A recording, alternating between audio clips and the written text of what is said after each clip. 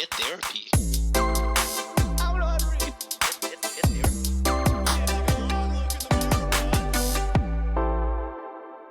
What is up, Wikimaniacs? Welcome to another Wednesday live show. It's the Tuesdays today. What's going on? It's Josh and I. What's up, brother?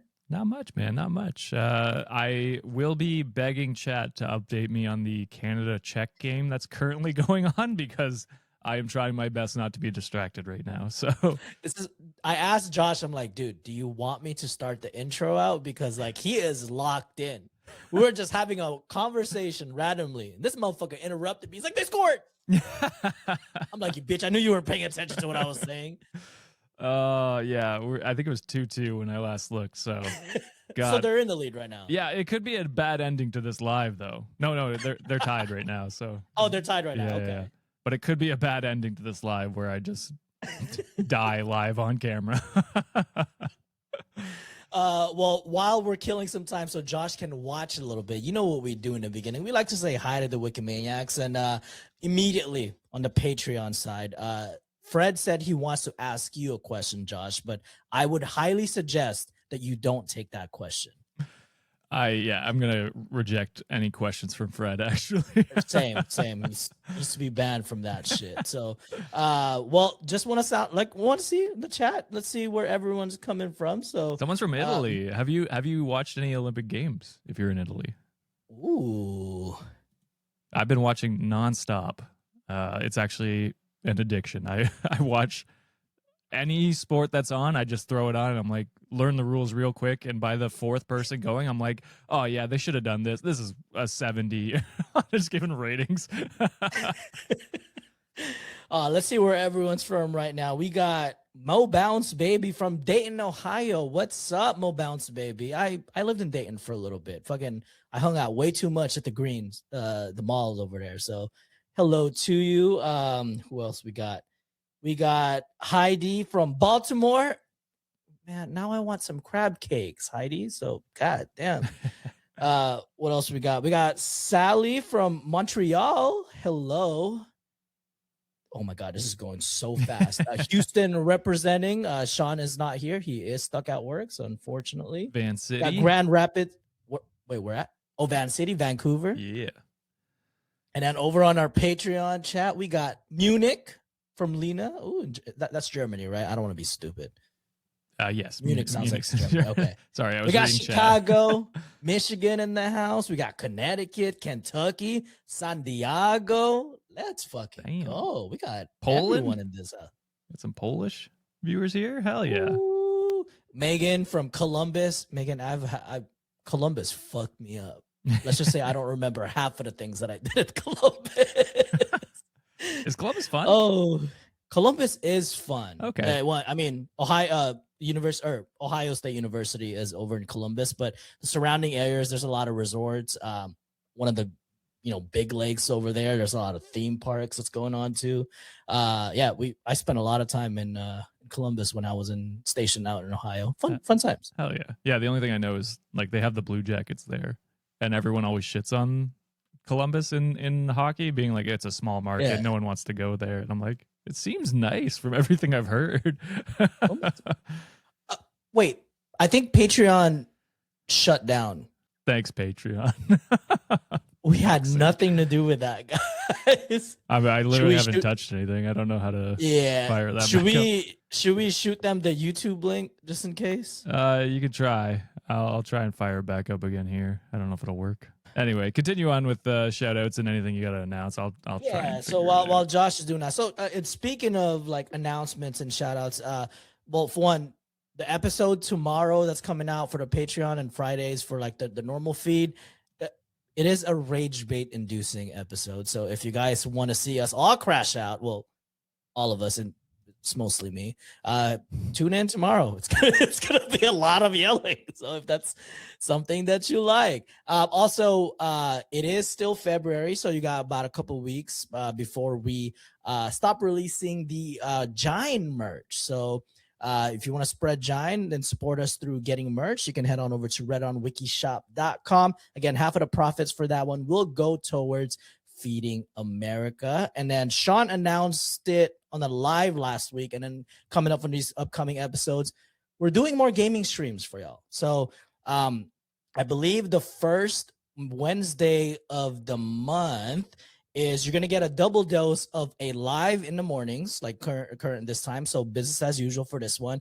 And on the afternoons, we are going to be playing more gaming streams. So that's going to be fun. And then, of course, the second week of the month is business as usual. And then the 18th or the third week of the month is going to be another, fun gaming episode with your boys. And that's going to be more towards the live, or that's going to be more towards the paid content as well. And then the rest of the month is business as usual. So we're going to be doing more live gaming streams, Baldur's Gate, fun games, party games, and we might even invite some Wikimaniacs. So if you guys want to play.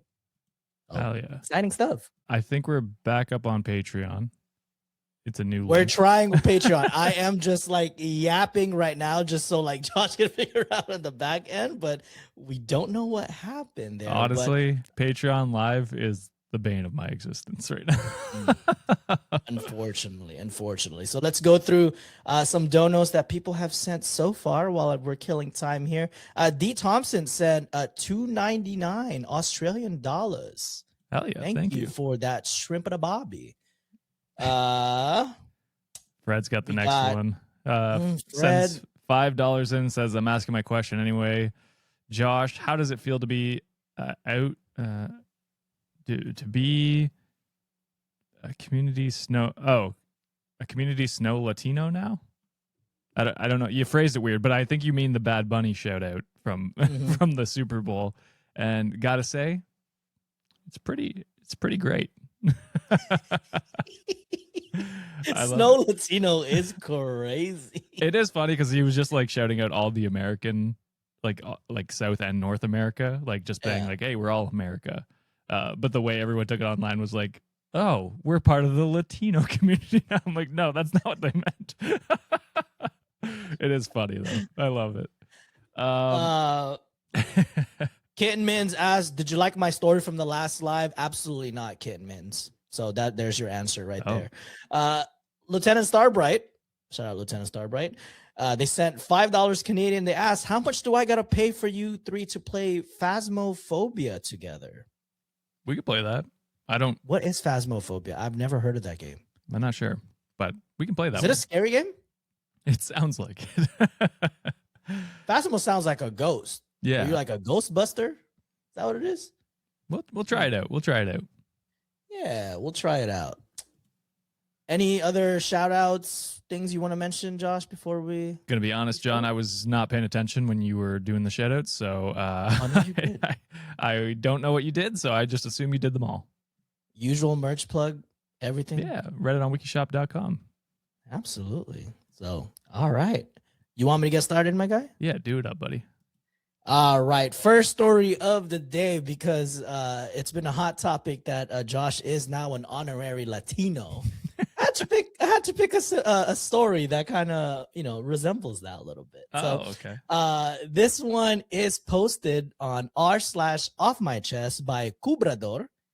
The title is, "I've been teaching my racist grandfather fake Spanish for 2 years, and he's accidentally becoming a better person." I do worry he's going out into the real world and trying to use it, though, and just coming across as so much more racist. That's the only thing I worry about. Oh, no. All right. Well, let's get to it. So my grandfather is 83 and racist as hell. The kind where he'll say things like, "Why do they have to speak Mexican in public? And I just don't trust them about literally any brown person," which is Jesus. He grew up in rural Ohio. Again, Ohio. What the Tough fuck? look from the first conversation we had today. That's why I spotlighted Ohio. Oh, no. Grew up in rural Ohio, worked at the same factory for 40 years, and he never left the Midwest. He's been like this my whole life.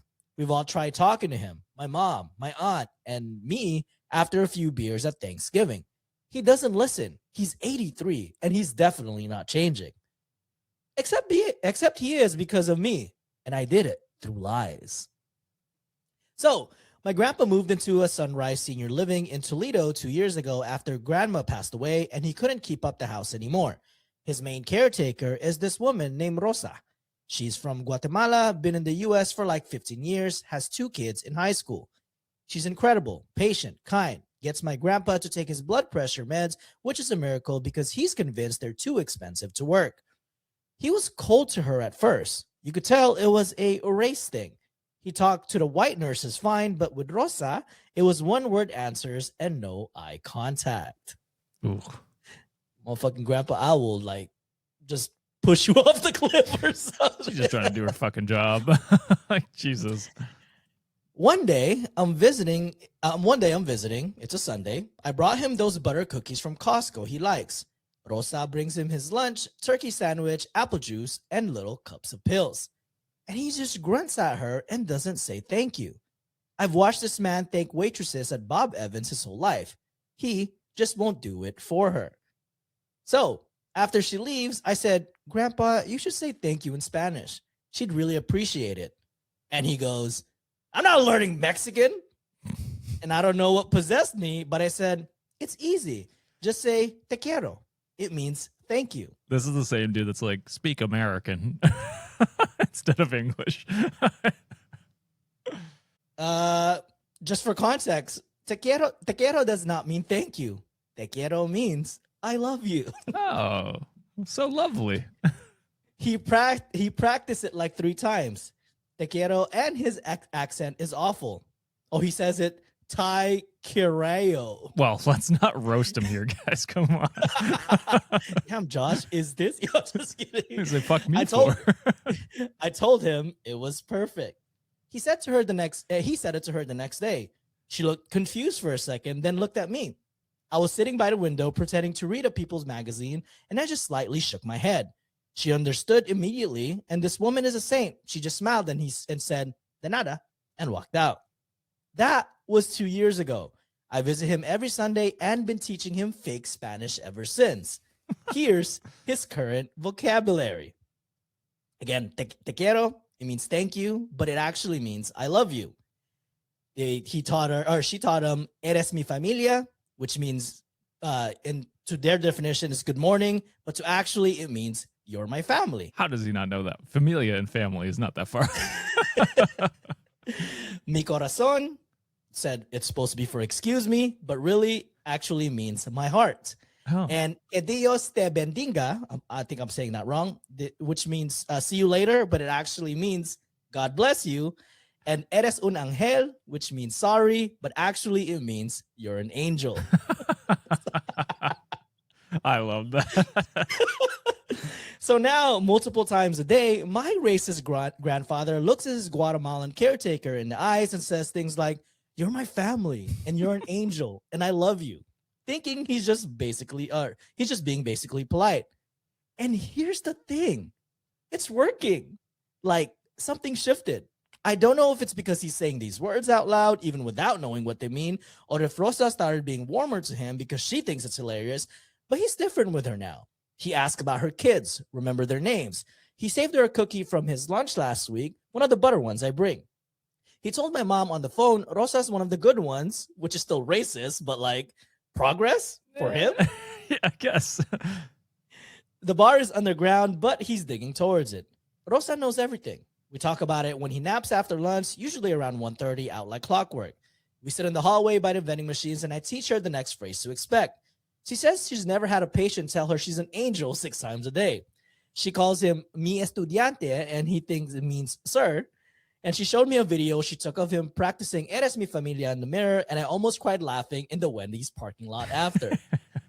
My family doesn't know. My mom visits on Wednesdays and just thinks grandpa's mellowing out in his old age. My aunt thinks the facility is doing something right. They don't know it's because I've tricked him into speaking love to a woman he would have ignored 2 years ago. My only fear is if he goes to the dining hall and he tries his Spanish on someone else. Yeah. Or my cousin brings her boyfriend who actually speaks Spanish and grandpa thanks him by saying, I love you, my heart. But I'll deal with it when that happens. I mean, I will say you are teaching him real Spanish, so that I was worried you were just giving him fake words like that, just racistly sound Spanish, and you were just like, "Here you go," but you're actually teaching him like nice phrases in Spanish. So I don't know. I think this is a lovely story. I will say one of the good ones is fucking Yeah, insane. that's tough. I will say, it's probably a mix of like, learning the language, but also just like, being exposed to other cultures. Because a lot of these people who hate other cultures just don't see them and then think the worst of them because they have this monster like boogeyman put in their head.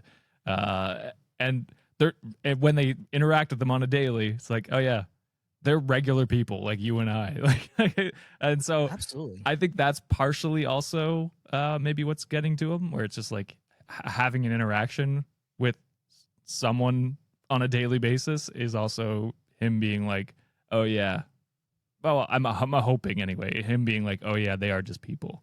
So yeah, good progress, I guess. I wish OP sent a copy of the recording of how the grandpa pronounces it, because that shit would have been hilarious to listen to. It would just be how I pronounce it, probably. And also, like what you called it though, Josh, you clocked it. Like mi familia, that's so basic. And family, the word family is right there. It's right there. It's so close. Oh man. Oh, to your point about like cultures, just being reintroduced to culture. So I was, as usual, like me and Juliet go eat every weekend, and we were filming some content, and we had another couple that's also like filming content like next to us, and we were just like, oh shit, small world. That's pretty cool. And then we just got to talking, and we both ordered pizza, and we had like 2 different pizzas that we ordered. So then like we just talked to each other. They were one of them is like, I believe, from Africa, if I'm not mistaken. Okay. So we just talked about like our culture, experience, all that, and it's just like so much shared things that we have, like in terms of like some of the morals and some of the traditions that we had.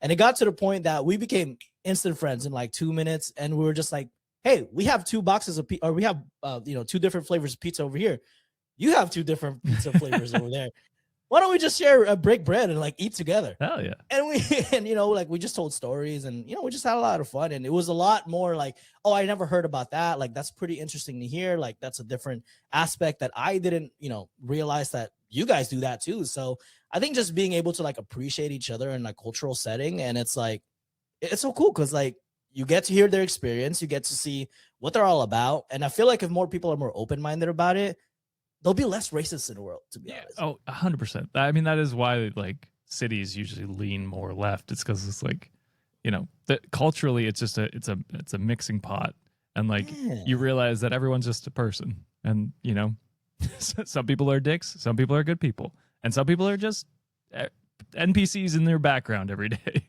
For sure. That's why I love places like New York, man. Like literally every neighborhood that you step into, different types of cuisine, and it's just like, man, I've never heard of this before, but fuck it, I'll try it. Like it looks delicious. I found out that Ottawa is the shawarma capital of Canada, which is crazy to me. Or is it Ontario? I don't know exactly what it is. But I fucking love a good shawarma. So do I. And there are great shawarma places around here. I just never thought about it. And then I heard it on the radio the one day, and I was like, that can't be true. And then I looked it up, and it is true. Funny you said that, because last time we were in Canada, like the only thing that we had on my feed was, I think it was going viral, but it was kind of like a fried shawarma burrito or something like that. Okay. Yeah, that is actually that looked viral. It was like crispy shawarma. Yeah. I'm like, that shit sounds so good. I don't know if that's here, to be honest. I think it's south, but I could be wrong. I have no idea.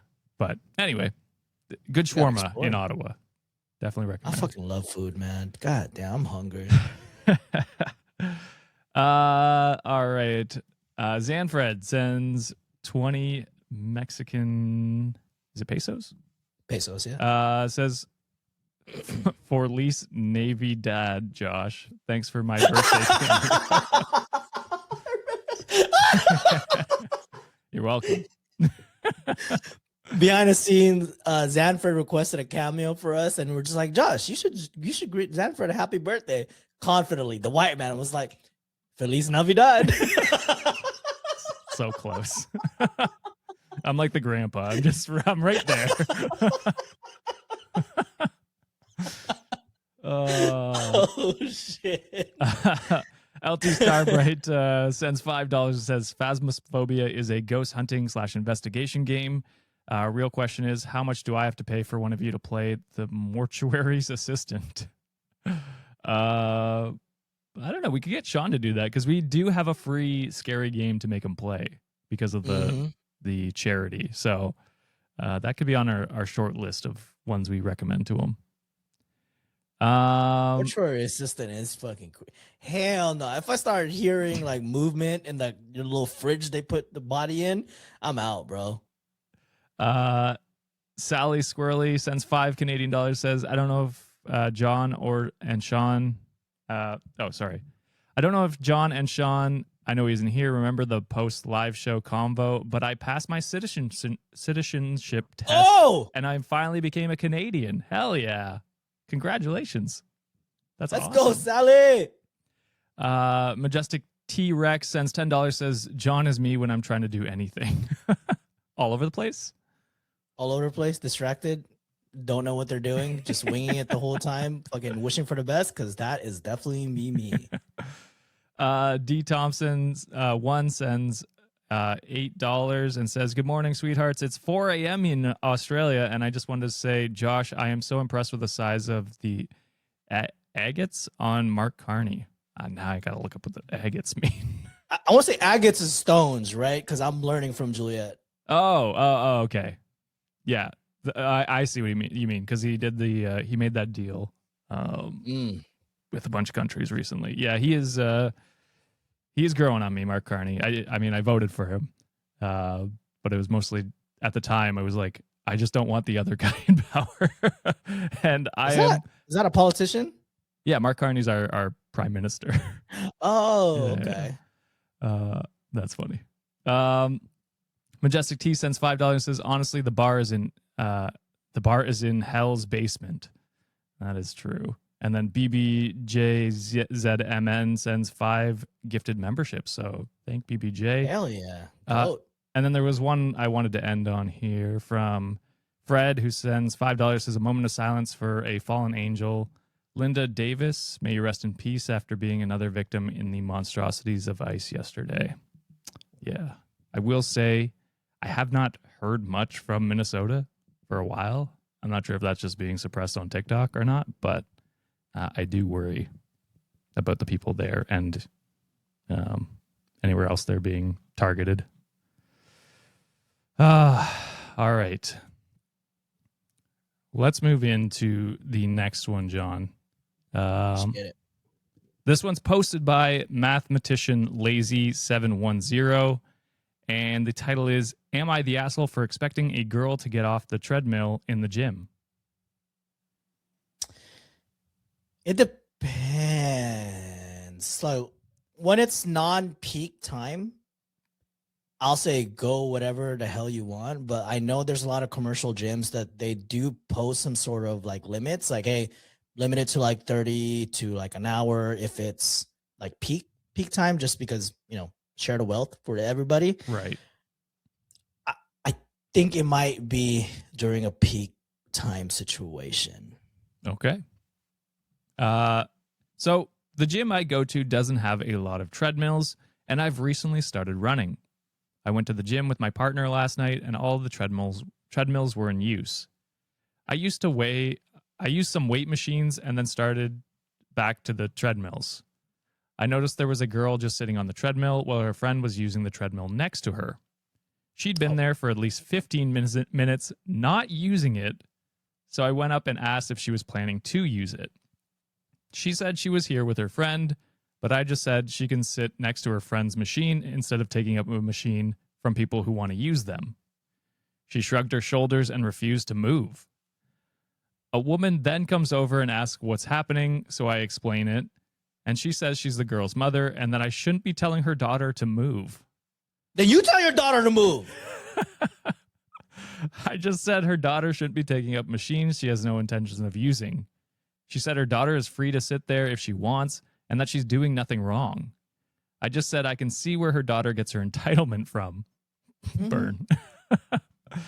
She said I was out of order for commenting on her parenting skills, but I just said she should be a better parent if she can't handle any criticism.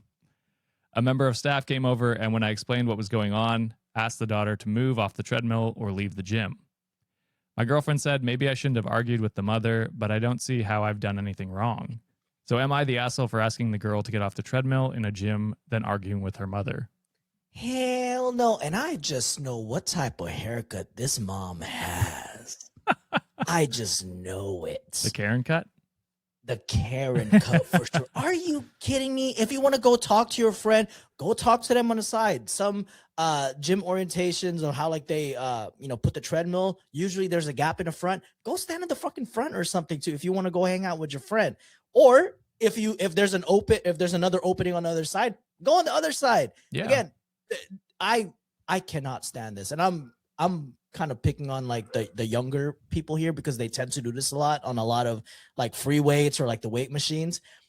They fucking just be leaving shit. Like they do their little circuit, workouts, and they just leave their stuff there. And it takes them like 30 minutes to do everything. I'm like, motherfucker, this ain't your shit. If you want to do that, go somewhere else. Go at another time. You're wasting people's time, bro. Like it ain't yours unless you're paying like extra membership or blah, blah, blah, where you can have a private workout. Get the fuck out of my way. This is for everybody to use. Yeah, I will say when I was younger, we were also, dickheads in the gym because you just like, there's 4 of you, you're doing one machine and you're each taking turns. So you're there for, half an hour, like you said, doing one machine. That's fine. It's fine, but it does suck for other people who are waiting for the machine. So I'm just like, I'm just saying that it's definitely, I notice it in younger people doing it.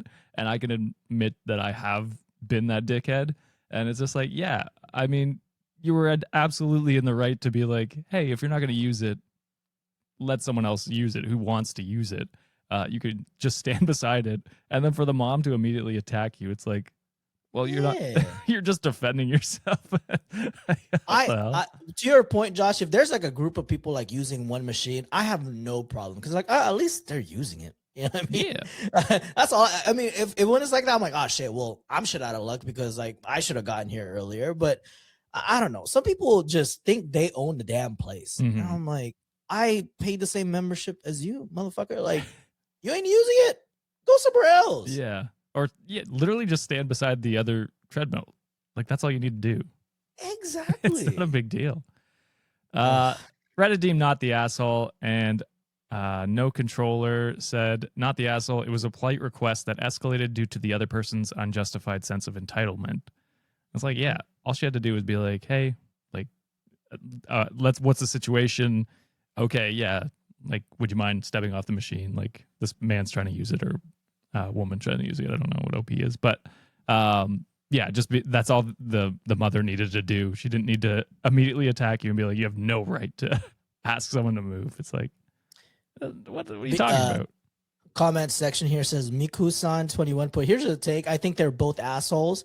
After first asking if they give no go to staff, do not argue with someone that just makes it awkward for everyone else in the gym. I disagree, Miku-san. I think you should argue with the gym because that way I can stay on the machine longer and I don't have to think about doing cardio and I can see people argue. And I can have a story to tell my wife when I get back home. So you're the fifth person in the story, just off to the side on the other treadmill. I'd probably whisper shit in the side, just be like, "Tell him to get the fuck off the treadmill," and then start more issues. Come on, If the gym, we need entertainment. I don't like just staring at a black TV. Sometimes go argue, go throw fisticuffs. I don't fucking know. Make my day interesting. You're already there. You might as well. John just wants the tea so he can be distracted while he works out. I like that. I want stories to bring home to my wife when I come home. Are you kidding me? It's an extra couch moment. Be like, babe, can I tell you what just happened at the gym? I might record it. Shit. You know what, John? I read through quite a few comments, and that one did not appear. So congratulations on having a unique take.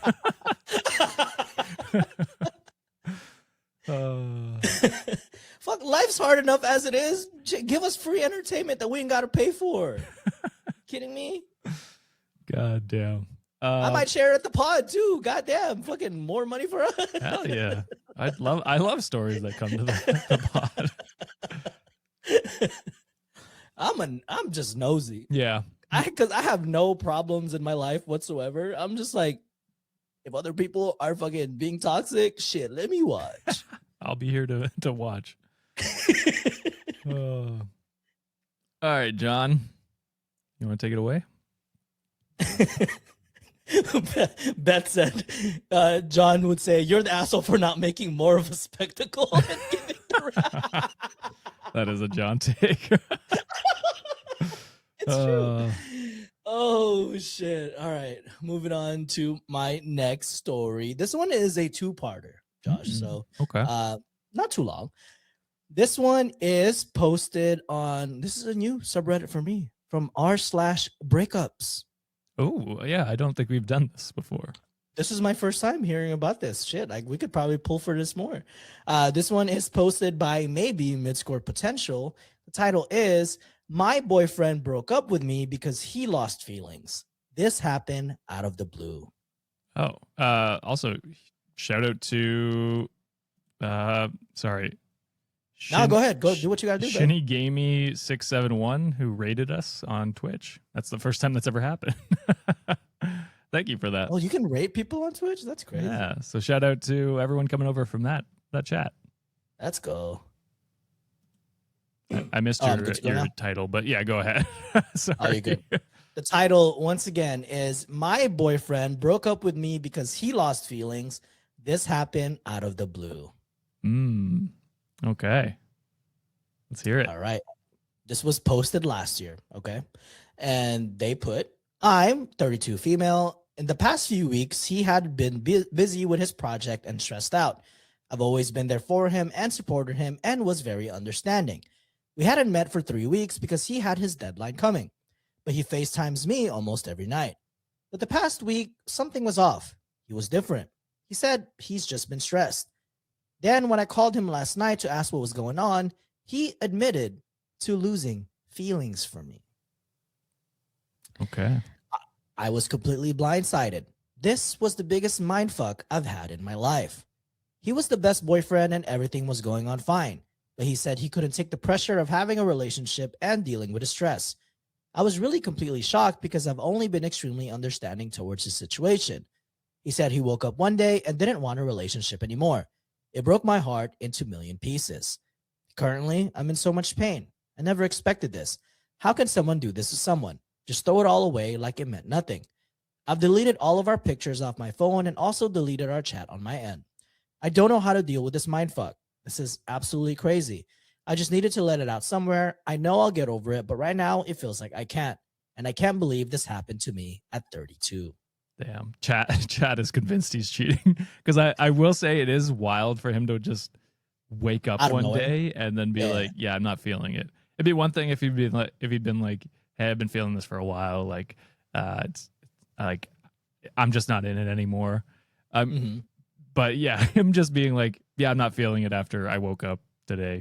It's like, that's weird. That's us for sure. Yeah. Is there an update to this one or is it just? There is an update. Okay. So again, this was posted last year and OP recently posted something as an update 4 days ago. 4 days ago. Damn. 4 days ago. So we just caught it. Oh, also, all right. Chat is saying get a like an STD test. Yes, absolutely. For sure. Hey, you just never know, you know? Yeah. Exactly 1 year ago, I was sitting in my room, feeling like my world had permanently shrunk. I poured my heart out to a group of strangers on the sub. My post blew up. And while the support was amazing, one specific DM changed everything. A girl from Italy messaged me on Brandwood Olympics. So, she wasn't just offering sorry, she was living my exact timeline, feeling my exact flavor of pain, across a 7-hour time difference and 10,000 kilometers. And they put, I live in Singapore, and we started talking. At first, it was just survival, checking in to make sure the other had eaten or stopped crying. But then the DM turned into daily life. We moved from, how do I stop missing them, to, hey, look at the sunset, listen to the song, and I think I'm going to be okay. We healed through our screens, two strangers on opposite sides of the globe, tethered together by a shared ache. When I finally decided to reclaim my life and plan a solo trip to Europe, she was my biggest cheerleader. Come to Italy, she told me. You have to see how beautiful Rome is. I was nervous. What if it was awkward? What if the Reddit friendship didn't translate to real life? But she drove 4 hours just to see me. When we finally stood face to face in Rome, there was no getting to know you phase. There was just this overwhelming sense of familiarity. We hit the streets of Rome like we'd been exploring together for years. We laughed, we walked until our feet hurt, and we stood in front of monuments that felt small compared to the journey we'd taken to get there. We had a moment where we looked at each other and realized the worst thing that ever happened to us, those breakups, was actually the price of admission for this friendship. If you had asked us a year ago if we'd trade the relationship for this, we would have said no. Now, we both agreed we'd choose the breakup every single time. So to anyone lurking here tonight, feeling like you're shouting into a void, your life is so much bigger than the person who left you. There are people you haven't met who are going to love you, and there are cities you haven't seen yet that will feel like home. Hold on, it gets so much better. Damn, what a wholesome story. I love that. Yeah, I mean, what a way to find someone that is going to be your ride or die forever, probably. And across the world too, like it's even crazier. That's the cool thing about the internet is like you can connect with so many different people going through the exact same thing you are right now and using each other to build each other up and yeah, eventually getting to meet and go to Italy, which is super cool. I hope the friend can go to Singapore and explore afterwards. Yeah, yeah. Have like a what's it called? Not pen pals, but like when you do an exchange where you come over to them for a bit and you know get to live in their country for a little bit and with them, and that's super cool. I love that. Yeah, so I was gonna say like the power of internet can be good if used properly. Yeah, that's how we met. That's true. How actually. You know, the power of boredom connected us together. And in person, it was like the same, basically. Like when we all met each other the first time, there was no awkwardness. No, like, it was just straight up. I mean, one of the first things I said to Josh when we were eating at the barbecue place, like, yeah, put that meat in your mouth, like immediately. There was no awkwardness. That was within an hour of me landing. It's like, yeah, you like that meat, don't you, Josh? I was like, oh God. But yeah, I love that story, John. How was someone you bringing? Do I have bad ones? I don't remember. I don't know if I have good ones, to be honest. But yeah, we'll get to them. I got to do a few shout outs here before we keep going. Just get him, okay? Loser Witch Kit sends $10 and said, additional bribe to make Sean play mortuary assistant. We got to write this down. Write it down. Send it in our Slack chat to Sean. Fred sends $2 and said, it happened here in Savannah, Georgia. I guess that's where the person was assassinated by ICE. So yeah. It continues on to send $20. Thank you, Fred. Said ICE was chasing someone. Keep in mind, Chatham County, Savannah, Georgia has no chase policy, and ICE didn't notify the police before chasing the man, who then ran a red light, and Linda was unfortunately at that light and got hit. Oh, that's awful.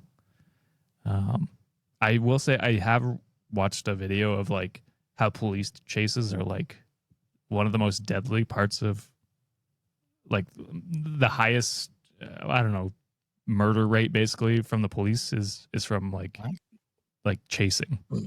I can see it. There's so much factors that's going into that, and it's dangerous. High speed is crazy. Yeah, and so imagine taking untrained fuckheads, and they're now in charge of the chase. Oh, fuck me. D. Oh, sorry. I don't know why it's not showing your full name, but D sends $15 and said, Mark Carney walked out of a meeting with Trump. He basically told him, you need Canada more than Canada needs us, needs the U.S. My PM has invited him here to join forces. We stand together. Kiss face emoji. Hell yeah. I love my Australians. I think Australia, New Zealand, and Canada would make a crazy power Combo. We can call it the can. Mm. Canada, Australia, New Zealand? No? Okay. And then BBJ sends $2 and says, by the way, rest in power, Jesse Jackson. Yeah, that was sad to see recently. Is that the Reverend guy? Yes, he was like one of the heads of the civil rights movement. I think he ran for president a few times too. Okay, but I think that name sounds familiar. Yeah, that was sad to see. I will say he did live a pretty long life though, so good for him. Oh, it's like he was like 90 something, right? If Yeah. I'm not mistaken. Yeah, A long ass life. my great grandpa's turning 99 in damn 2 weeks. 2 weeks, I think. So shout out to him. And then Zanfred says $50 and says, FYI, Josh did end up saying Feliz Cumpleaños. I've said that fucking wrong. I know. Cumpleaños. There we go. Which means happy asshole day. My asshole felt very special. I'm glad you enjoyed your happy birthday, Kimmy. Am I the cumpleaños? And then shout out a few people who just followed us on Twitch from the raid. Let's go. All right. It's my turn, right? It's your turn, brother. All right, let's do this one here. You'll probably get a kick out of this one, John. Let's get it. This one's posted by Kim K_Madison, and it's from Today I Fucked Up. Title is, Today I fucked up by faking being smooth at work and accidentally lost my own job. How? Oh, this one's a wild one, John. You're going to buckle up. All right. So I worked at this small, worked as, emphasis. Oh, yeah, because his eyes got fired. Yeah. So I worked at this small dealership in Reno, Nevada. Nothing fancy, just me and 3 other sales guys and our manager, Rick, who thinks he's a wolf of Wall Street, but drives a busted Tacoma. We got this new receptionist last month, 22, quiet, always reading during lunch. I decided I was going to be that mysterious, confident dude, not the usual clown version of me. I watched a bunch of cringe alpha male garbage and thought, yeah, less talking, more eye contact, act like I have options. Here's where I cooked myself. I started ignoring her on purpose, like full on hot and cold. One day I'm super friendly, the next day I barely look at her. I thought it would make me seem busy and high value or whatever. Oh, God. Instead, she went to Rick and said I was making her uncomfortable. Now, I didn't know this part yet. Yesterday, Rick called me into his office. He had this weird, disappointed dad face, and he tells me there has been some feedback about my behavior and says I'm acting hostile and creating tension.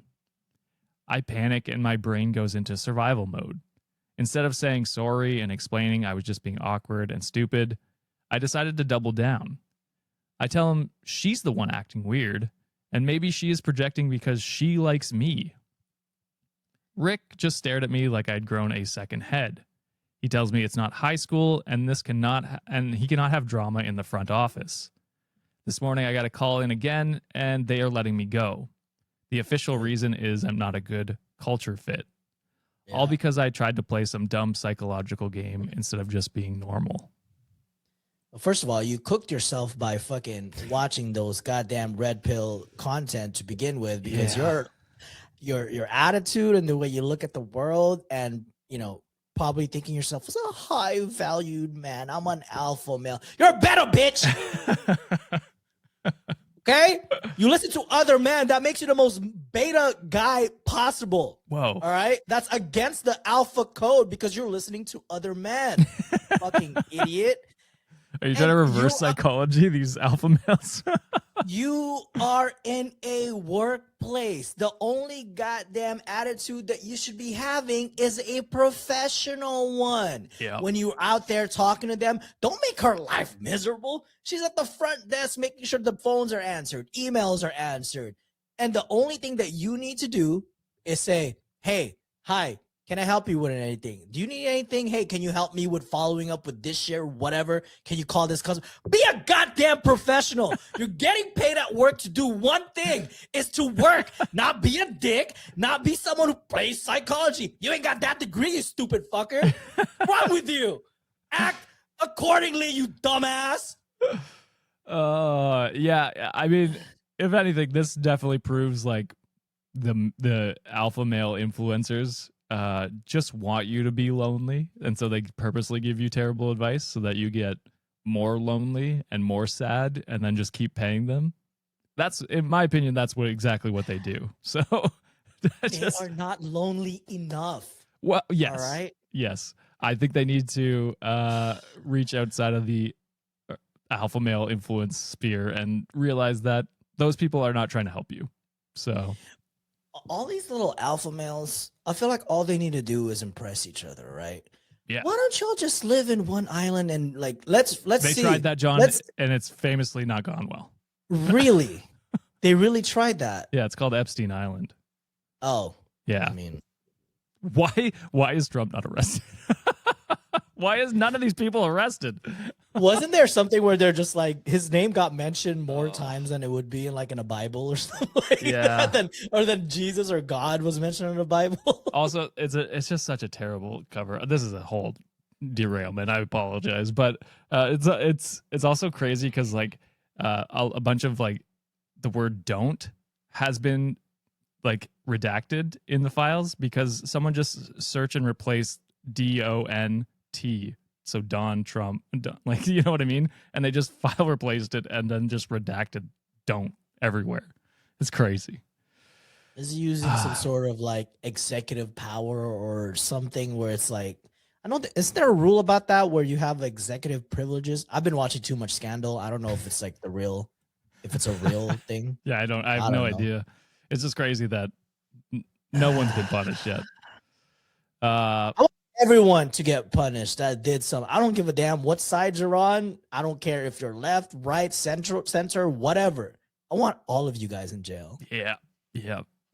Back to the story. Early Economy 2068 said the only thing smooth here in this scenario is your brain. Is your brain. Mm-hmm.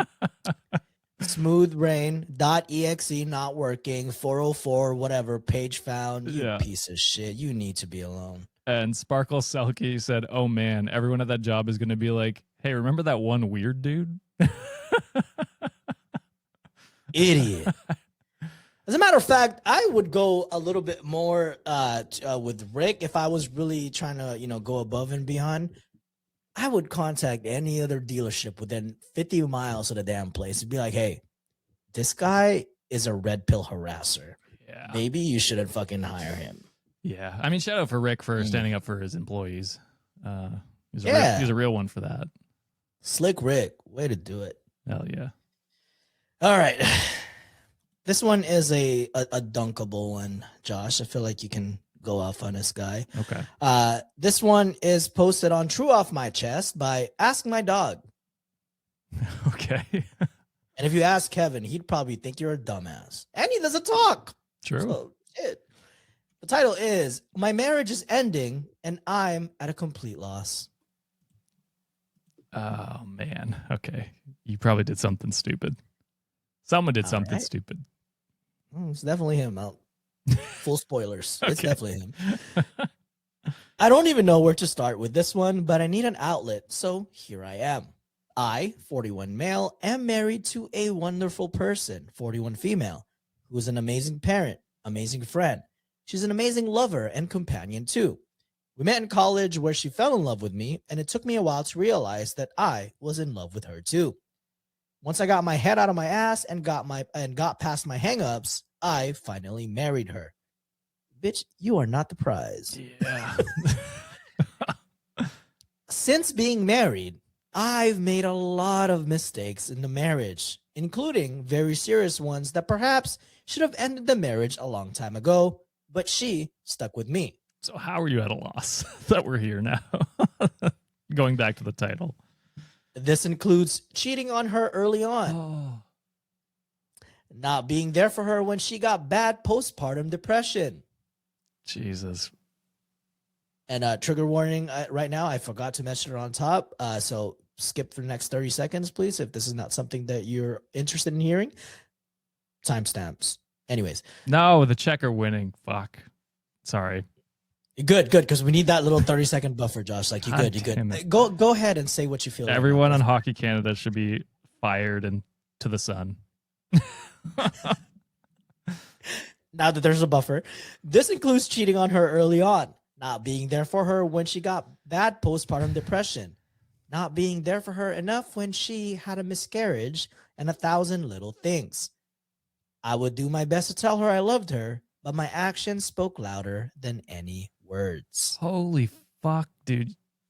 Like the cheating was like that strike 1, 2, and 3, but everything else, you are fucking a terrible human being to this person who sounds like nothing but lovely to you. Fuck's sake. And the next sentence, he tries to make us feel bad for him because he said he went through things, right? So as a counterpoint, about 3 years ago, I had a bout of serious mental illness. They put hospitalizations, electroconvulsive therapy, meds that made me drool and get lost on walks, the whole 9 yards. She was there for me. She got a job so that our family could stay on its feet while I was out of work. She could have left at any point, but she kept our family together. I don't feel bad for your bitch ass. No. I wish she left you. Yeah, this is all on you, dude. Like we talked about, like mental health is a battle and your partner should support you, but it is also your own battle and you can't use it as a crutch for shitty things that you do. Through most of this, we had been going through marriage counseling. I found a marriage counselor and he sucked, but she still went with me because I bet you he called you on your bullshit. That's why. Yep. She found a great marriage counselor and we've been going for the past few months, but about a week and a half ago, she just ran out of steam in our relationship. Of course! Yeah. What do you mean she ran out? It's crazy it took her this long to run out of steam. Like, Jesus. She said that she didn't think I ever loved her. Not really. And that I loved her like a flea loves a dog. She's completely empty and has nothing left to give. So she doesn't want a divorce because she doesn't want to hurt our kids. But she made it clear if it weren't for them, we would be done. Not that I blame her. I've cocked it up royally. I basically fucked up the relationship every way you could conceivably do so, short of physically and emotionally abusing her. Cap, you emotionally abused her, in my opinion. Yeah, you did. 100%. What's even worse is that I don't know how to fix it. I have no credibility. I hate that my best friend is hurting so badly, but I can't fix it because I'm the problem. I can't just turn on the gas and win her back with a grand gesture because there needs to be a systemic change. Or rather, there needs to be a systemic change. She deserves better. I'm in therapy for myself, and they said I have been going for many years, and I am working with my therapist to find that systemic change. But I don't know if I can salvage this relationship. I want to, and I hope I'm not too chicken shit to make the changes needed for my best friend. Anyway, thanks for reading if you did. If you have something in your life that you love, make sure that they know it. Man, what a self-centered piece of shit. I can't do this grand gesture. I have to change who I am as a person. It's like, yeah, you should have done that a long fucking time ago. What are you talking about? It's way too late. You are the fucking problem, and the best thing you could do is initiate the divorce. Because I mean, I do hate the stay together for the children part, because that is not healthy for the children, in my opinion. Because it's like they can get the vibe. The children pick up on more than you think they do, and so yeah, like. Set her free, basically. Yeah, like Midscore said in chat. It's let her go and find someone who loves her and is not going to cheat on her and who will be a great, secondary parent to her kids. She's doing everything, bro. Like, yeah, all the transgressions that you had. Granted, again, the mental health breakdown that you had, like, I'm glad that you got the support that you needed, but still, like, where were you when she was going through it? Mhm. You know what I mean? Like, she fulfilled her side of the vows. Your bitch ass is still thinking that you're the prize. He's Like, broken every single fucking vow, I think. Every single thing. The way that this was written, I don't think there was any sort of remorse. No. This is the way he's writing it is just like, you know what? I acknowledge that I did fuck up, but at the end of the day, it's just like, it is what it is. You know, the way Right. he's writing it. Well, and it's not like he's like, yeah, you're right. It doesn't sound like he regrets it. It sounds like he's No. using his mental health as a crutch, which is like, yeah, that's a thing you have to deal with. But if you weren't ready to be in a relationship, don't get in a fucking relationship. This is on you. You have ruined her life, and like, I don't feel bad for you at all. Fuck off. No. The only person I feel sorry for is the wife and the kids, because like they were with a piece of shit of a fucking husband and a father like throughout this time, which is horrible. Yeah, I do feel bad for her, and I think the best thing OP could do, and the only way to even semi redeem himself is to like initiate the divorce so that she can, you know, be free of you. Yep. And be a better father while you're the co-parenting situation that you guys will probably have to figure out. Yes, be a good father throughout the process so that your kids are, you know, not left under. Yep. All right. Well, John, I'll try and lift it up from that one. I won't go to my next sad one. I'll try and do something. If you want a sandwiches, because I think the rest of mine are not too bad. Okay, because I've got a couple, not great ones, but okay, all right. I'll go to this one. Yeah. So this one is posted by Rachie Moo, and the title is "Today I Fucked Up by Eating Texas Roadhouse." I ain't gonna lie to you, Texas Roadhouse is not that great, except their the bread and the cinnamon butter and the peanuts that they get for free. Boy, I can just eat that shit all day. Is Texas Roadhouse only in Texas? No, I've seen it in. I went to one in Alaska when I was in Alaska. Oh, shit. There's ones in California. They're all over the place now. Okay, so it's like a Boston pizza where it's just named after a place and then has expanded outwards. Okay. Yeah, but I mean, I think I've seen like a Boston pizza in Boston Market here in Dallas. Oh. So I think, I'd want to say it's all over the U.S. Okay, cool. All right. I've never had it. That's all. I had no idea where it is. We just gotta go for the rolls, my guy. Okay. Like those rolls are heavenly. All right. I'm intrigued now. I'm intrigued. We get the rolls from Texas Roadhouse, and then we go to Chili's for the. Boy, that sounds like a good time. Are you kidding me right now? I will big back it all day with you, my brother. Oh yeah. Wear stretchy pants if you ever visit where I am, because I fucked up Sean when he was here. I won't make it then. All right. So this literally happened less than an hour ago. I just finished cleaning everything up and I felt like I needed to post this. My boyfriend, 35 male, and I, 33 female, went to Texas Roadhouse for dinner. We took his new car that he just bought last week. My salad tasted a little weird, but I didn't think much of it. We don't eat at Texas Roadhouse often, so I thought that's just how it tasted. Which, according to John, maybe that is just how it tastes. Nah, yeah, the rest of the food, unfortunately, not for me. After we ate and got into the car, my stomach started really hurting. I told my boyfriend I need to go to the bathroom, and he started heading home. A few minutes into the 15-minute drive, I started feeling very sick. Not poopy sick, but vomit sick. I thought it would pass and I'd be okay, but the feeling intensified, and by the time I spoke up, it was too late. I threw up all over myself and tried to hold it in my hands to avoid getting into his new car. The trigger warning for gross coming up because it gets a bit more detailed.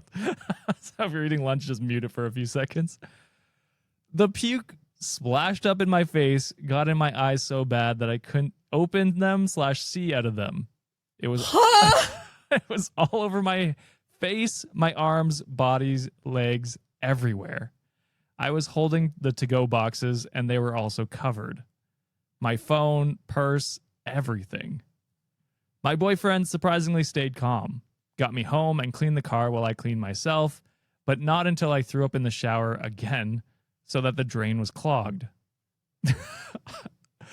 I'll just skip that part, but they got it out of the shower, basically. It was literally one of the most disgusting puke moments of my life.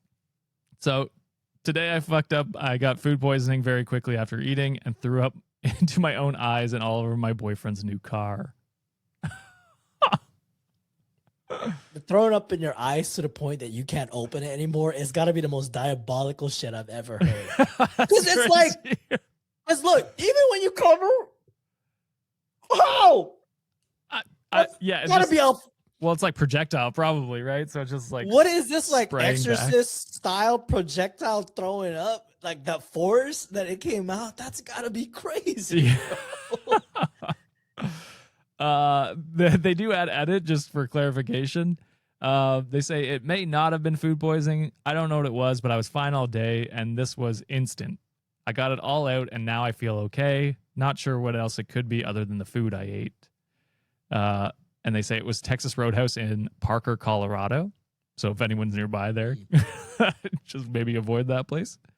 And said, it's now Tuesday, and I just got back from urgent care. I haven't been able to hold water down since the incident. I will definitely be filing a complaint to the health department, as many of you have recommended. They gave me some fluids and helped me out.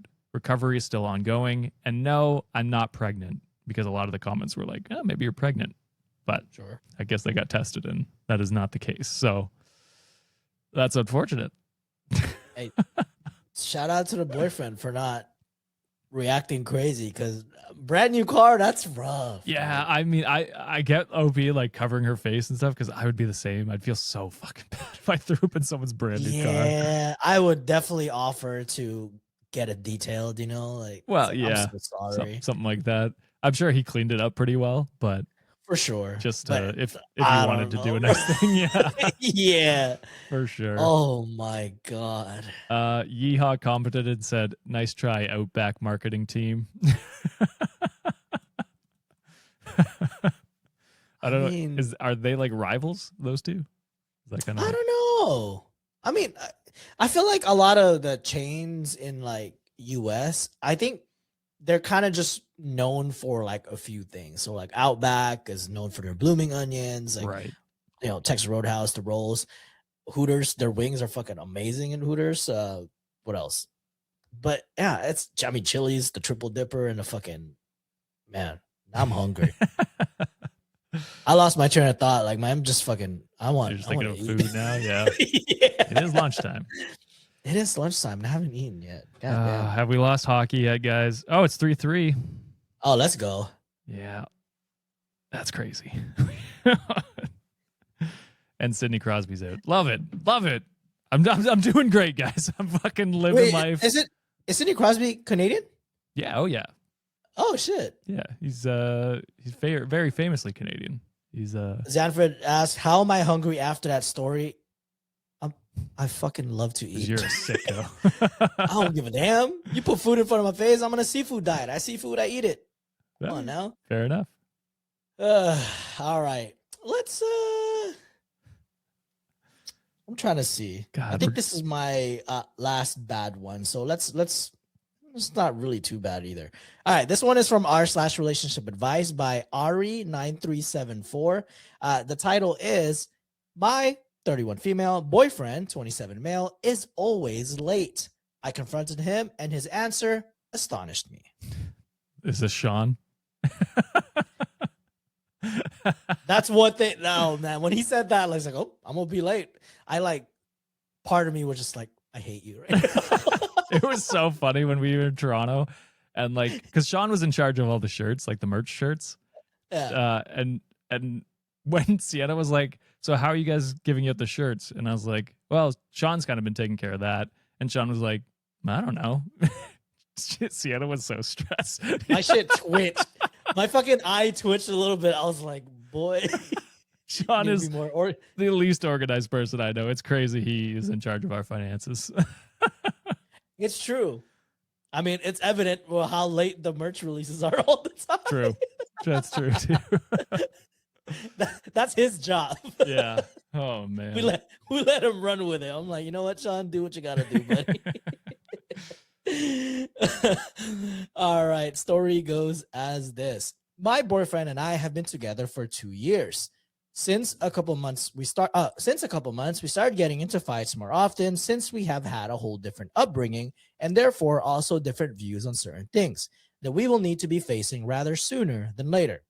And they put like marriage, children, etc. I feel like y'all should have talked about that much earlier, to be honest. How long have they been dating? 2 years? 2 years. I mean, I guess that's when you start, like, year and a half. You're in it long enough that you start talking about stuff like that. So, yeah, fair enough. A bad habit of him is that he is always late. He is never on time, and I feel he has taken over this habit from his parents. Even with more important appointments, they tend to be late. I have talked about him being late a dozen of times already, and whenever we make plans, I have to tell him continuously he needs to be ready at said specific time. Yesterday, he planned on visiting me, and to put for context, I live on my own, he lives with his parents. We agreed that he would be at my place at 7 p.m. and that we would eat together. I had a busy day at work and had to clean the house a little bit and prepare a couple of things already for dinner. I was quite in a hurry to be on time. He, on the contrary, had a day off but still managed to not be on time. Tough to have the full day off and still be late. Time passed. I didn't hear from him until 7:45 p.m. when he called me. Oh my God. Does he even want to go? The worst part, said that he fell asleep and that he would take a shower and then come over. Eventually, he arrived at 8:30 p.m. An hour and a half later. Holy shit. I confronted him with being so terribly late, and his reaction was, "That doesn't bother me." I immediately... yeah, it bothers me. It bothers her. Dumbass. I immediately felt that he doesn't care too much about me or my feelings since he made me wait for so long. The feeling of me being inferior to him and his feelings has been around for some time. How do I make it clear to him that he cannot treat me like this? I mean, I think this would be a breakup because it's like you're finding out things that you're incompatible for the long term. This is a pretty big one because, yeah, like, I don't know. You usually are pretty in sync time-wise on what's early and what's late with your partner. You should be anyway. And this is a big thing where it's just like, well, what if they have to pick the kids up from school or, you know, take them to soccer practice or something like that? And it's like, are you just going to be an hour and a half late to all of those things? And that's all I would be worried about when he's in charge of anything to do with kids or pets or anything like that. Like, I don't know. That's a big thing for me. And it's just like, if this is one of the few, like, many things that are coming up and that you're arguing about, it might just not be your person. Yeah. My petty suggestion, OP. Tell them earlier time. If you were going to break up with him anyways, this is how I want you to do it. Okay. Let's say you're going to break up with him in person in a public space. Say, "Hey, babe, can we please meet up at a coffee shop around 5 p.m.? Okay. And best believe he's probably going to show up around like 6:30-ish, 6:45-ish. Which is crazy. You don't show up until about 8 or when they're about to close. Make him wait. Make him sweat. When you arrive, you don't even talk to him. You just say, "Oh, by the way, it's over." Walk out. Yeah. That's my suggestion. Yeah. I mean, I just wouldn't even show up and just text him. We're done. Yeah. Have it geolocated so that when he crosses the threshold of the coffee shop, it's just an automatic text. We're done. We're done. Yeah. I fucking hate you. Yeah. Steph in the Twitch chat said, especially he had all day to shower and still showed up 45 minutes after he called. It's like, what the fuck? How does that take you that long? For real. I'm right. 25 commented, "He doesn't care or respect you. He knows that he can walk all over you and that you will not leave. So he does." Yeah. So that was a top comment. And then a lot of people are also asking OP if their partner has ADHD, because as one of the symptoms of having ADHD is possible time blindness. To which OP then responded, ADHD can definitely affect this. Yes. The funny thing is that I have ADHD, which is OP, and managed to be on time almost always because I learned the hard way how to avoid being late and upset people because of it. I know it can be difficult when ADHD holds you back from things that for others might seem as laziness or any kind of thing. I know for a fact he doesn't have ADHD. So, Yeah. To me, it all boils down. I got it too. I got time blindness as well. So when it comes to shit like that, the way I have to like frame myself with thinking is just like, hey, it's all about respect. When my time is not more valuable than others. So therefore, when I say I'm gonna show up at a certain time, I'm gonna show up at a certain time. Yeah. And I know that like things happen. There's accidents on the road, or there's traffic, or unforeseeable circumstances. I don't mind it when people are late as long as they communicate with me. Yeah. You know, 100%. It's just like, hey, like Josh today, I was like, hey, Josh, I might show up like 5 minutes before recording because I got to go run somewhere real quick because I feel like, that's out of respect thing. Yeah. Josh is expecting me usually 10 minutes before so he can set up, but I'm like, well, I'm not going to stress my boy out. So let me at least communicate that, hey, I might be a little late. Yeah, which is like, yeah, and exactly in this situation, it's not like he called you 15 minutes before he was supposed to show up. He called you an hour after he was supposed to show up. It's like, oh, Canada scored. Fuck yeah. I was gonna say that. I was just like, wait. Go ahead, finish your thought before you get too excited. Oh shit! Sorry, I've already forgot my thoughts. That was a stressful game. Thank you, Sally Squirrely, in the chat. Who is now a Canadian citizen and celebrating with us. Hell yeah. God damn it. Sorry. I completely forgot. But oh yeah. So he called you an hour after he's supposed to show up, which is just like so disrespectful. It's one thing if someone's going to be late and they call you ahead of time and be like, hey, like, listen, I, totally slept in. My bad. I will be there. I'll just be like, 20 minutes late. I apologize or whatever. Like, that's okay. I can live with that as a person. And I'm sure OP could live with that. Because at least they're not waiting and not knowing what's happened to this person. Because, Sienna does this. If it's like, if any time has passed when I'm out and I haven't communicated with her at all, her mind goes to the worst place. So I text her updates. You know what I mean? Like that's how we communicate. And it's just, it's so disrespectful to your significant other to not check in and let them know if you're going to be late. I don't know. It does, and plus it doesn't take much of an effort. We got so much fucking technology where like even if you don't have like you're busy like holding something, you could just say like, hey, text this to blah blah person, hey, I'm running a little bit late. Yeah. There's literally no excuse not to be good at communicating in today's world. Yeah, exactly. Yeah. Pisses me off. But I'm so happy that kid won. I know, I was just like, wait, he's gonna get distracted. Shout out Czech, yeah. You guys had a great team this year. So they're moving on to the semifinals. Semifinals, yeah. So we have a 3 in 4 chance to get a medal, which is nice. Let's go. But yeah, I think America plays later tonight.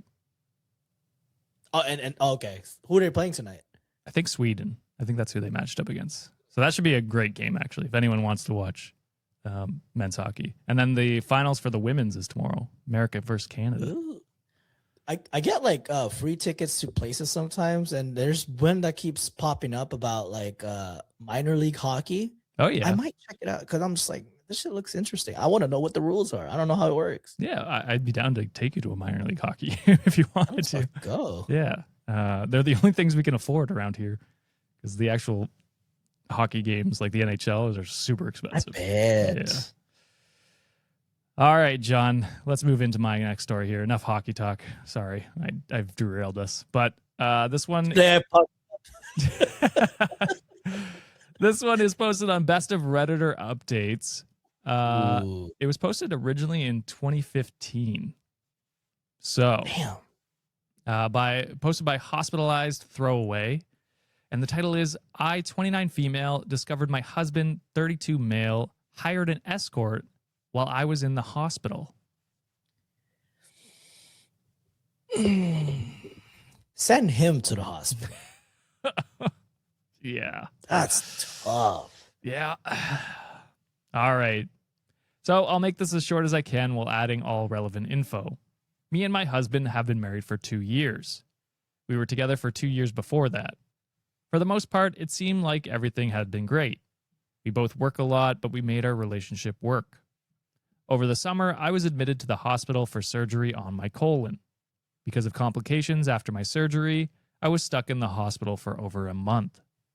Once I got home, it took me some time to recover and get back to how I was physically before my surgery. During this time, we didn't really have much sex. I was in too much pain and couldn't do much physically, though I did try and satisfy him orally.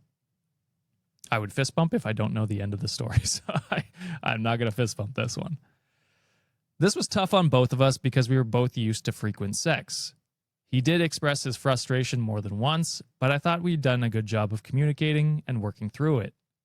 We're back to our normal routine now, and I honestly thought the hospital bills were going to be more stress on both of us than this. Well, Saturday night, my husband went out with one of our friends, Greg. Greg's wife, another one of our friends, just had a baby around Thanksgiving and was stuck in the hospital because the baby was born too early and needed to be in an incubator. Greg had been really stressed out lately, so my husband took him for drinks just to get him out and de-stress.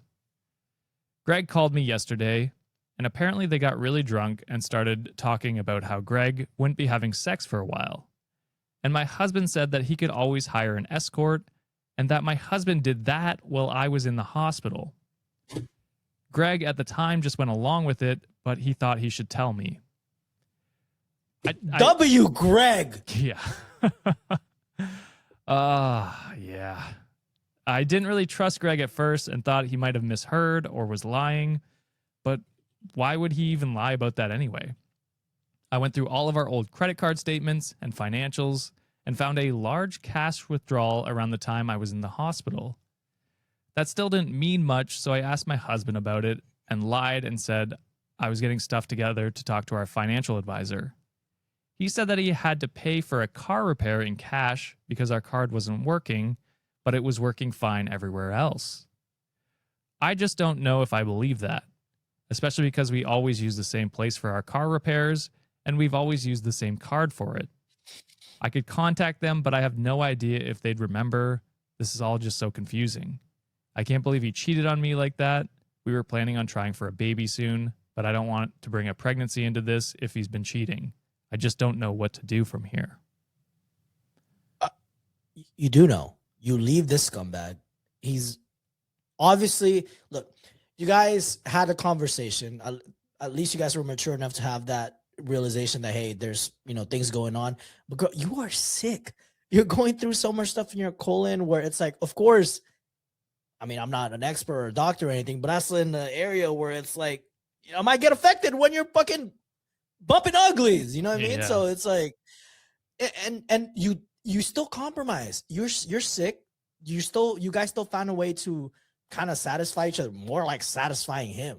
You know what I mean? So it's like you kind of went above and beyond, despite the fact that you're still recovering. There's so much shit that's going on internally within you, and the only thing he can do is just like be supportive. But instead, he went behind your back. He went behind your financial. He kind of put you in a financial bind in some sort of way, because that money could have been used in hospital bills, because it sounded like you guys were going to stress out about it. Yeah. And yet he withdrew that money to fucking get his dicks up for one night. Are you fucking kidding me right now? Like, if someone is willing to do that behind your back, they are not the person for you. Get the fuck out of that relationship. That's exactly where I was going to go, John, because it's like, not only did he cheat and like betray your marriage and your trust, but he also like took money out that like would help with your burden of your sickness. Like, it's insane how many times he's betrayed you in this scenario, and it's not like he feels bad about it because he's bragging about it to this guy. Like, what the fuck? What the fuck are we talking about? I would contact the car place just to confirm, like, even if they don't remember how they paid, they definitely have a record of how he paid. You know what I mean? For sure. Like, that's guaranteed that they have that. Especially if you're like a regular customer, you probably have an account or something like that, and so they can just, you give them your name and or car like license plate, and they can type that in and find that, no problem. I just got my car done recently in the past week. All they need is your phone number, to be honest. And there's like records of like, hey, you went to get your car service specific date. This was the service rendered. Yeah. As easy as that. Look at what Josh is suggesting. Yep. And if they have no record, that's a telltale there for you. Like, if they don't have a record of like that between those dates when you were in the hospital, then that's your answer. He didn't go to a different car repairman. That doesn't make sense. And honestly, like, cash nowadays is just kind of a telltale sign. It was 2015, but still, it was still mostly card. But I will say cash was still used quite a bit. Not true. So, not that it was a whole thing, but yeah. Oh yeah, Stevie confirmed, Josh. All they need is a phone number, name, or the VIN number, and they'll find it. Yeah. And they're 5+ years in the dealership industry, so exactly, we got it right. And then especially if you have an account there, probably it's even easier, I'd imagine. In the comments, remember Coombe Valley said, "Man, Greg is a good guy. Please get an STI screening. Lots of escorts are safe in their behaviors, but some aren't. And if your husband has done this once, there's no telling what he might have done and when given the opportunity. Please don't try for a baby. Having kids makes you very vulnerable, emotionally and physically and financially. And if you can't trust this guy, that's a really bad road to take." It's like, yeah, definitely don't have a child with this person. Like, yeah. So there is an update 5 days later from OP. Say, "I thought I should address some questions and concerns before moving on with the update. For those of you talking about bro code," crazy to bring up in this scenario, "it wouldn't apply here anyway. Greg and Emily were my friends before they even met my husband. I knew them both in college. I was actually a bridesmaid at their wedding and their godmother for their newest baby. And the reason I didn't go out for drinks with them was because I was watching their other 2 children. So it wouldn't be breaking the bro code if Greg didn't tell me here, kind of." Oh, so it would be breaking the bro code if Greg didn't tell her. Yeah, that's true. Jesus Christ. On to the update. I stopped by the car repair place we always go to, and the one he said he used when I was in the hospital. They had no record of working on our car at that time.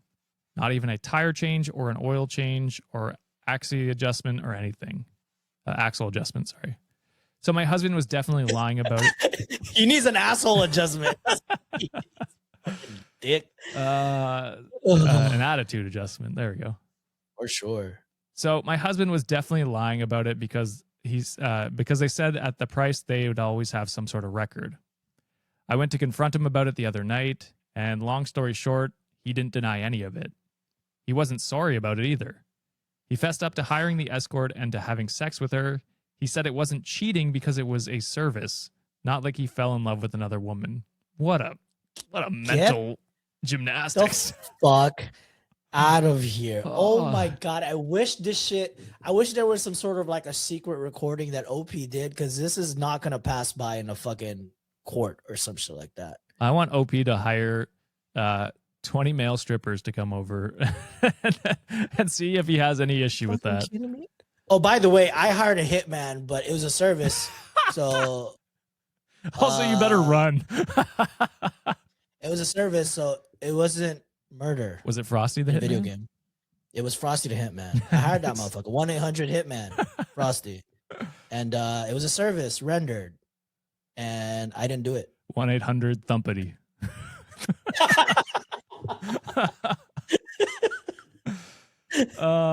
So he goes on to say, it was just about sex to him. I also asked him about STIs, and he said he didn't even think of that. So off I go to get tested because of my husband's stupidity and cheating. I should say my future ex-husband, though. I can't trust him, and the fact that he didn't think he did anything wrong disgusts me. Once he knew that I knew, he wasn't even defensive anymore. He wasn't sad or angry. He just seemed like he didn't care. Like he was apathetic about our whole marriage. Everything I thought I knew about him was wrong, and I'm trying to figure out how he tricked me so well. I called a divorce lawyer, and I'm currently staying in our guest room because I don't even want to look at him. I'm going to see a lawyer next Wednesday and figure out where to go from there. Oh, also, I got Greg a thank you gift. He's now subscribed to Meat of the Month for a whole year. Thank you for your support through this, guys. I don't know what Meat of the Month is. You just send him random meat? Oh, probably like a subscription service where you get, oh, like a meat box. A bunch of samples, like okay. That's nice of you. I like that. Yeah. Oh my God. Like I think if there's some divorce proceedings, and I don't know if you guys have a prenup or you're just gonna split it down the line, I would try to go and ask your lawyer. They might know better how to do it. But if there's a way that you can get recomp for the money that he spent with an escort, because it's like that's not an agreed upon expense that you guys had. Yeah. So that's my only thing that I could probably add. And hopefully everything goes well. Again, W Greg, W friends that you guys had. Fuck a bro code. If bro code is entailing you to lie to someone that involves like hurting someone else, fuck that. Bro Yeah. code, girl code, whatever code, that shit ain't right, bro. Like if it's morally wrong, don't do it. Yeah. No, 100%. And I think that's a misrepresentation of what the bro code actually is. And I think Greg is the definition of the bro code. Yeah, bro code's gassing up your homies, you know, like calling your friends, say, hey, I love you. You're looking good today. I always do that to Josh. I'm like, damn, boy, you're looking good. He does. He does.